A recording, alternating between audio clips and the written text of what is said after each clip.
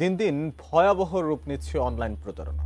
সহজে কাজের সুযোগ আর দ্রুত উপার্জনের প্রলোভন দেখিয়ে মানুষের সর্বনাশ করছে একটি সংঘবদ্ধ প্রতারক চক্র। এরই সর্বশেষ কৌশল কলম প্যাকেজিং জব। পরিবারকে না জানিয়ে এদের ফাঁদে পা দিয়ে টাকা হারানোর পাশাপাশি প্রান্তিক অঞ্চলের নারীদের কেউ পড়ছেন সাংসারিক জটিলতায়, কেউ হারাচ্ছেন সংসার। এই প্রতারক চক্রের বিস্তারিত দেখুন মাহতাব মিনহাজের রিপোর্টে।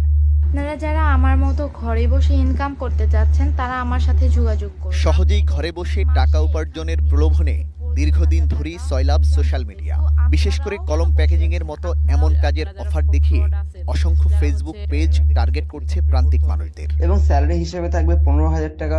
এমন অভিযোগের পর বিষয়টি খতিয়ে দেখে এটিএন নিউজ। সত্যতা যাচাইয়ে কলম প্যাকেজিং জব নামে একটি পেজের সঙ্গে গ্রাহক সেজে যোগাযোগ করেন এই প্রতিবেদক।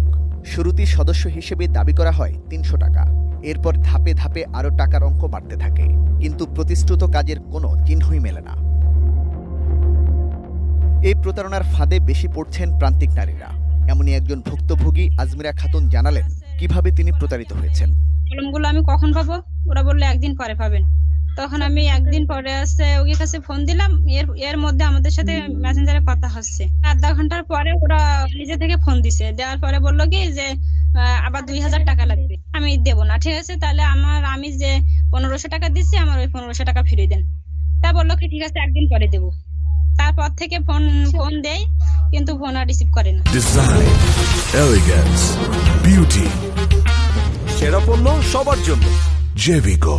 আজমিরা খাতুন শুধু টাকা হারিয়েছেন, কিন্তু একই ধরনের ঘটনায় শারমিন সুলতানার উপর নেমে আসে সাংসারিক জটিলতা। হাজবেন্ড অনেক মারাধরা করছে, তারপরে আমি বাপের বাড়ি আইলাম।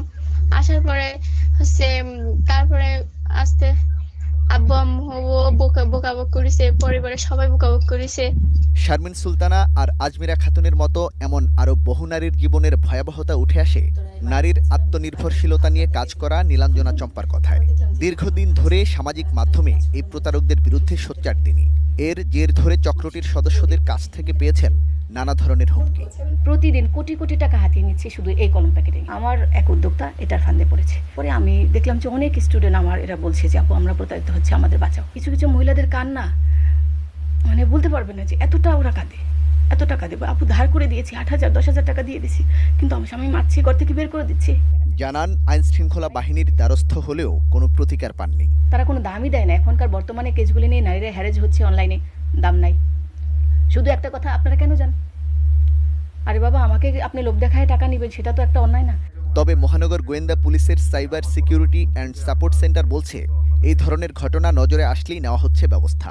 সামাজিক যোগাযোগ মাধ্যম যেটা আছে সেটার ব্যবহার করার ক্ষেত্রে আমাদেরকে অবশ্যই সতর্ক হতে হবে এবং ধরে নিতে হবে যে আমি প্রতারিত হওয়ার সম্ভাবনা আছে। শিগগিরই এই চক্রের বিরুদ্ধে আইনানুগ ব্যবস্থা নেওয়া হবে বলেও আশ্বস্ত করেন পুলিশের এই কর্মকর্তা। আমরা তাদেরকে আইনের আওতায় নিয়ে আসবো। Mahtab Minhaj, ATN news,